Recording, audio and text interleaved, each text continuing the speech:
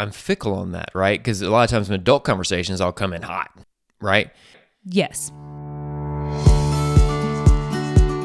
Welcome to the Far More Podcast.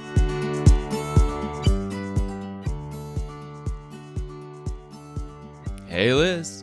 Hello, Jason. How are you doing? Hello, Liz. Just trying to change things up a little bit. Is that your new podcast voice? It's just so our listeners don't get bored with us. Why did you pause? That's going to do it? The hello. I mean, it couldn't hurt, Okay. right? All right. Well, why don't we throw out the topic for today? Maybe that'll help. So the topic for today is, drum roll please,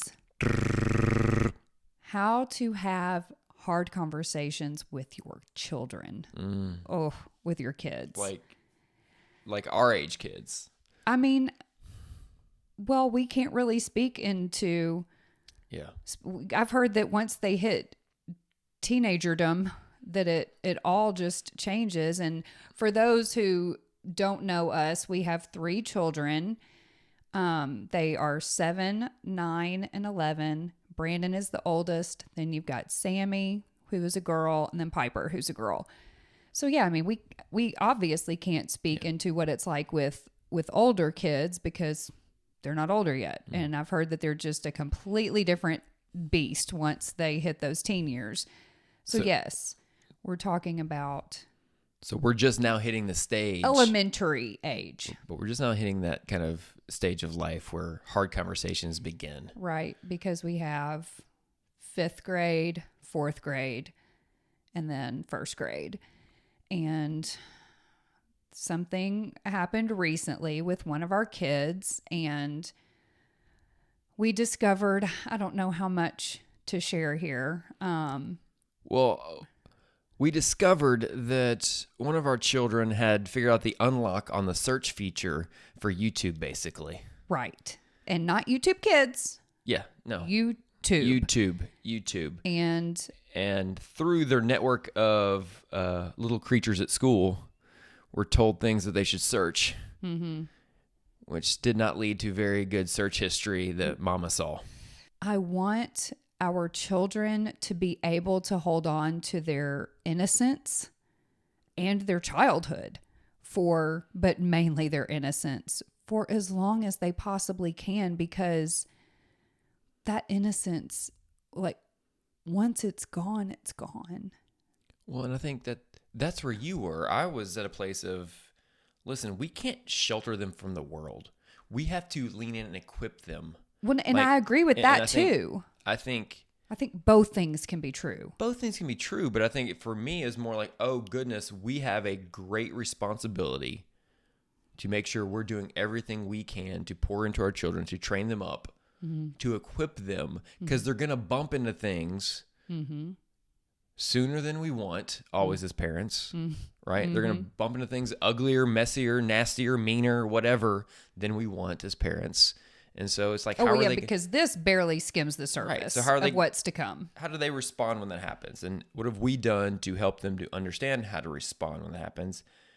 And or have we created a relationship with them so they can come to us to unpack it or talk about it? Right. Well, and I have a feeling, had I not stumbled upon the search history, I don't think it would have ever been brought up. I don't think that this child would have come to us. And I don't know if that says more about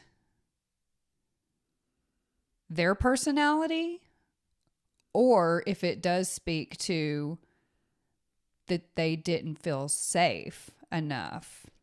I mean, or does it speak to sin nature? I think any of us, right? Well, sure. If we have some, there is that. If too. we have some junk going on in our lives, our instinct is to hide that more than is to share that proactively. I know. I guess when you say the phrase "junk in our lives," I'm like, this is a kid. This kid shouldn't have junk in their life yet, because did you have junk in your life at 11 or 12? That, yes. Okay, right? Yes. And so I think part of it is the shock factor and reality of, oh, these are our children. It's not those kids. They're our kids. And the weight of being able to protect them, equip them, and have hard conversations I hits think you. for me, more than that, it was, but they're only this age. It wasn't, oh, now this is one of my kids, not those kids. For me, it was like, oh, shoot, this is already starting. I'm not ready. You weren't ready. No, You weren't not. ready. I wasn't ready. But I think step number one for both mom and dad is to pray. Pray yourself up. I did not want to come at our kid like judgy and ragey. I did not want to come at this child with what I was naturally feeling. I wanted to come with gentleness and kindness and love and respect and patience and understanding. Because I think as soon as you come in hot and judgy, what are they going to do? They're going to shut down. They're going to wall off. It's game over at that point. You may as well pack up your bags and go home. Go back to your room because that conversation isn't going to happen. What do you think?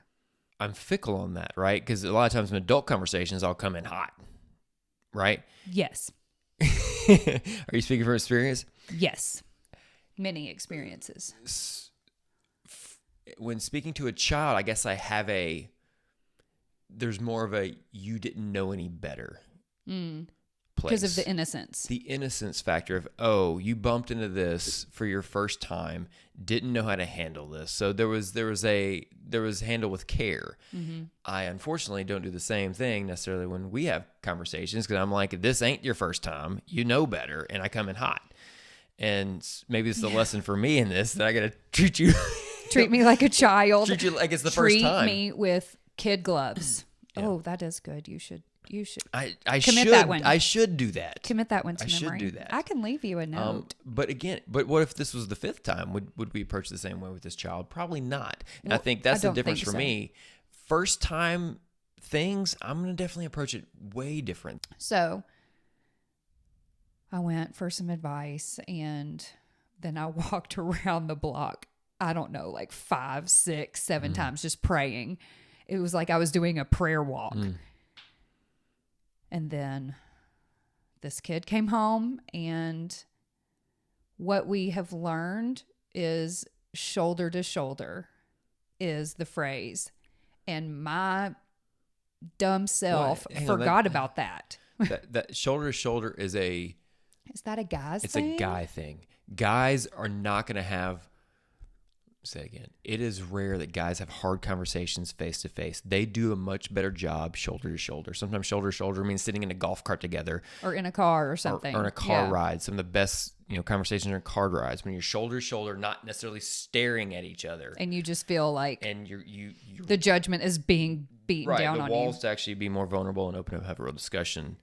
Usually better. So shoulder to shoulder is typically the rule for. Well, I guy should have conversations. still kept this in mind, but alas, I did not.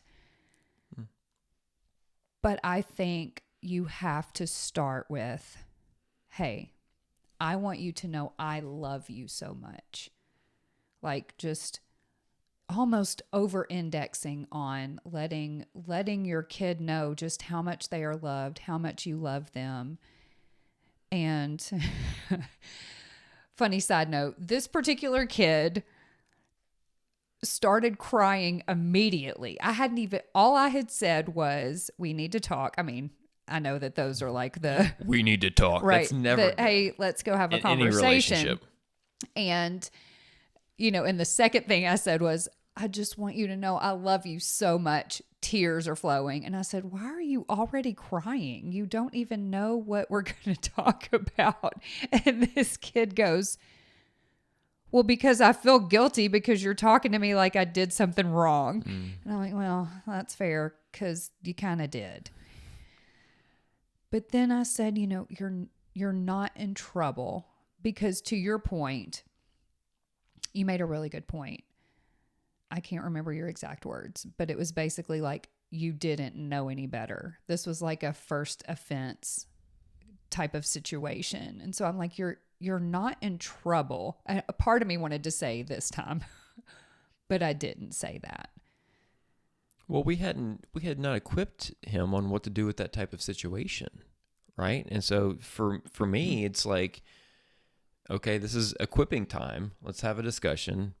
Here's what you did. Here's what it led to. Yeah. Here's how you probably should handle this going forward. Right. Right. And so I just, we just had a conversation about it, and it got uncomfortable and it got awkward. And I know that it's hard.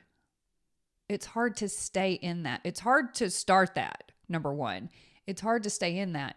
Every part of me on the inside was screaming, get out of the situation, because it is so awkward. It's so uncomfortable. There's so many tears. But I want him to be equipped. I want our children to be equipped. I want them to get, this is something that we've talked about a lot, I think, getting comfortable with the uncomfortable. And the more you do the uncomfortable thing, the more comfortable it becomes. And as someone who grew up avoiding uncomfortable anything, conversations, situations, I don't want that. I don't want that to be a part of our family's DNA. I want our family's DNA to be like, well, yeah, hard, uncomfortable, awkward, but we're going to do it anyway. I likewise was trying to pray myself up on the way home from work on, okay, how am I going to approach this conversation? But it was a just love him well scenario. And so I start from a place of,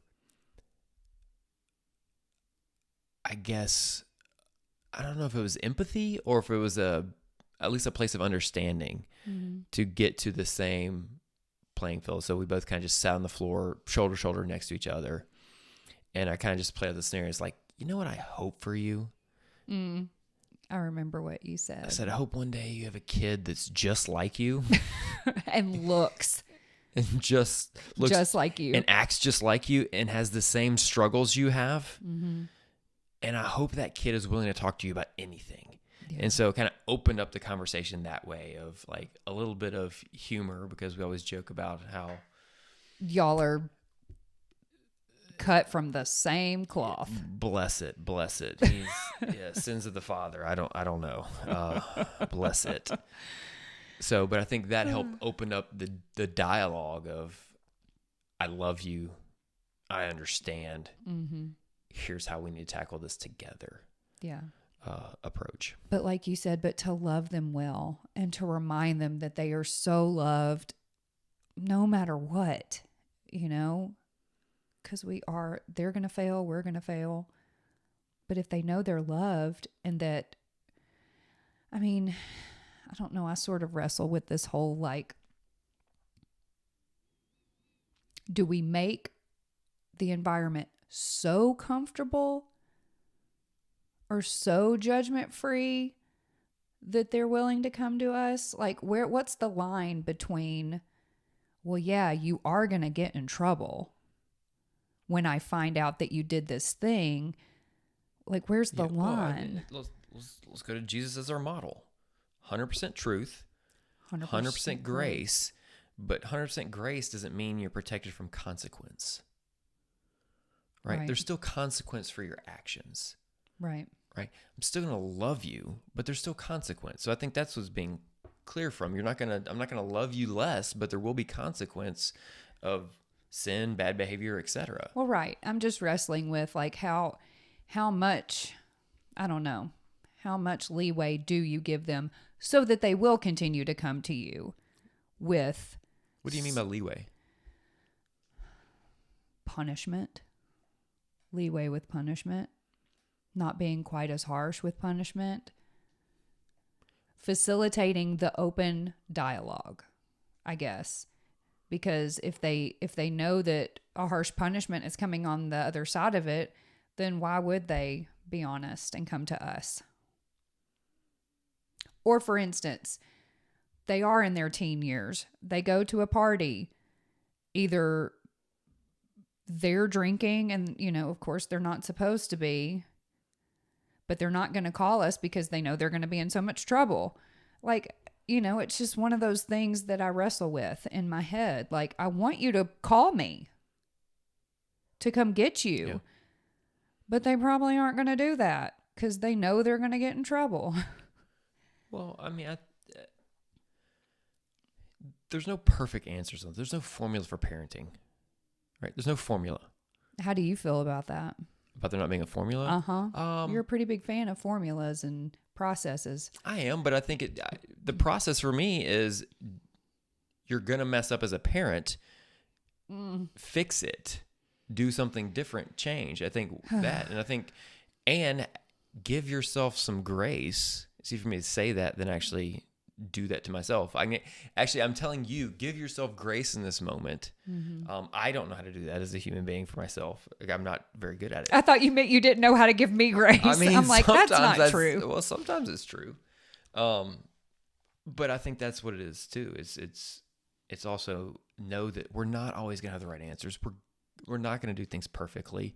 We're going to miss things. We're going to say things poorly. But if we built up enough just love equity, credits, you are all about some credits. I wish there were credit systems. There's not. I'm all about banking the love credits. Yeah, it just doesn't work that way.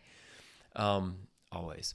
No. But I think if they understand that no matter what they do, you still love them and you're looking out for their best interest versus you're trying to control them. Punishment is harm, right? If the punishment is for my good, it's no different than how we think about God. Yeah.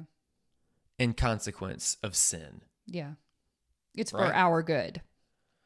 It's I mean, it's not just because he's mad. No, but the ultimate consequence of sin behavior is an eternity in hell, right? Yeah. I mean, so that's pretty harsh. Yeah. From a loving father. Yeah. Wait a second. Do I have a relationship with him? Okay, hang on. That changes something now. Right. And so I think it's about making sure you have the connection relationship to be able to, when you get that phone call, I mean, the first time you're going to respond much different than you will if it's the fifth time.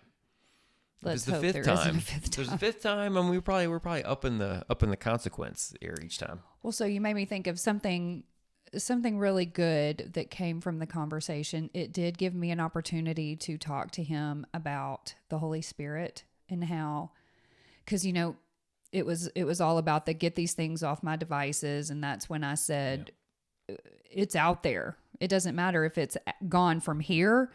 You're going to face it out in the world. You're going to face all these things no matter what goes on in this house.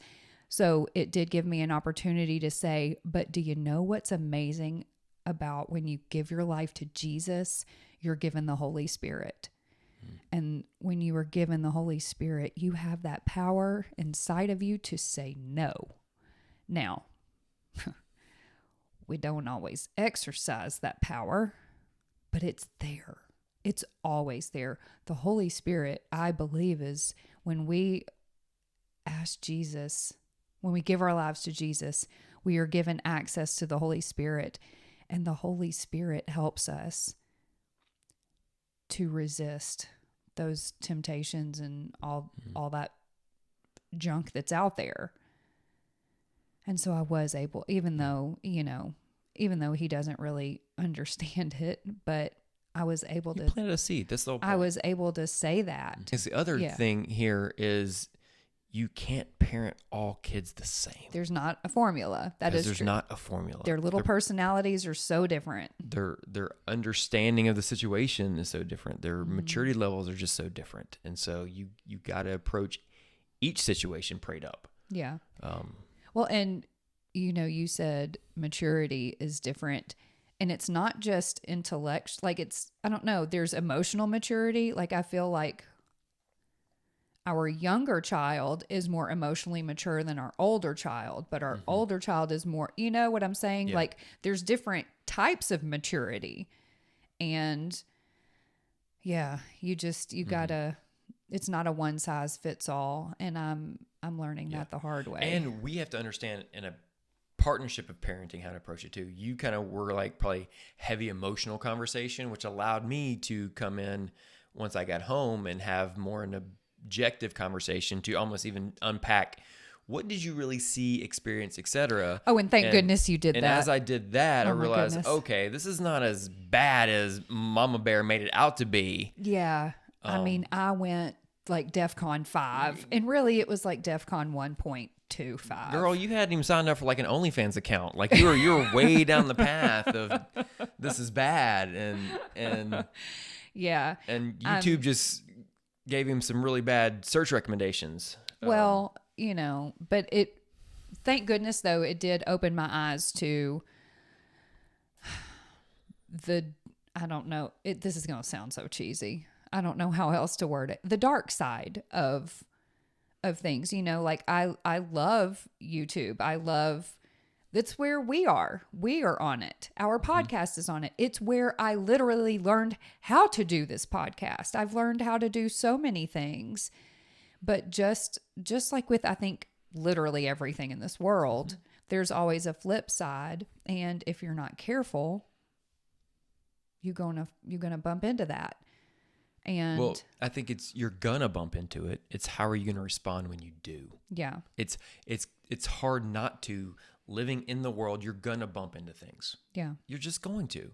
Again, there's not a perfect answer on any of these things, and so that's where I just wanted to share. You know? Just share our experience. Don't know the right answer on any of these things. I think you got to figure out what's right for your family and your kids.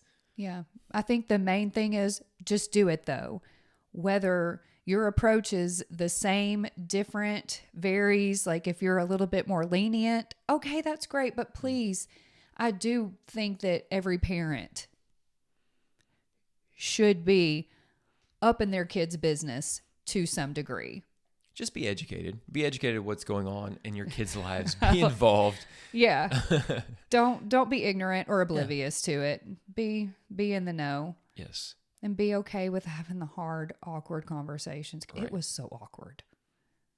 It really was. Well, they're going to get more awkward from here. I know, and that's what we told him. That's what you sent me in for, too. You sent me in for the harder, more awkward conversation that I realized. But I did tell all three of our kids, you know, you think that was awkward.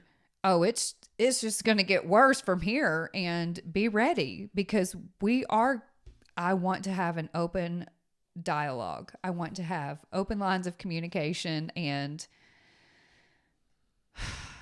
I'm not ready for it. Ready or not. I think that's the other thing for parents. Ready or not. Here it comes. Mm-hmm. Sooner than you want it to be, sooner than you realize. Thank goodness for the Holy Spirit. I would not have gotten through that without the Holy Spirit. So, there you go. This was a big one for me. Parenting is hard. Parenting is hard. It is so hard, but I'm grateful I have you to do this parenting thing with, and good luck out there because it's going to happen. If it hasn't happened yet, it will. I mean, you laugh, but I told one of our neighbors. Not laugh because you're like, good luck out there. Good luck out there. Well, yeah, because it's hard. It is hard. But I did tell, one of our neighbors, she has 4 boys. And I said, just be ready. And she was like, I'm so glad that you brought this up because I wasn't even thinking about it. And I'm like, well, it's coming sooner or later. Right. So be ready. Thank y'all for joining us. We are Far More Podcast on all things social, TikTok, Facebook, YouTube. I know I always leave one out, but it's all in the show notes. You can find us there and follow along. And we're so glad you're here. If you have a topic you'd like us to discuss. Yeah, you can send that. Like if you want to send it via email, we are farmorepodcast@gmail.com. We would love to cover some topics that y'all want to hear about. Yeah. If you have a question for Liz, so we can pop quiz Liz. Oh, you want to put me on? You like putting me on the spot because I put you on the spot. Girl, I'm always the one on the spot, not knowing what's going on. Well, it's more fun for me that way. I'm glad. I'm here for your entertainment. Well, no, you're here for their entertainment, not my entertainment. Are you sure? Yes. Okay, y'all. We'll see you next time. Thank you for being here.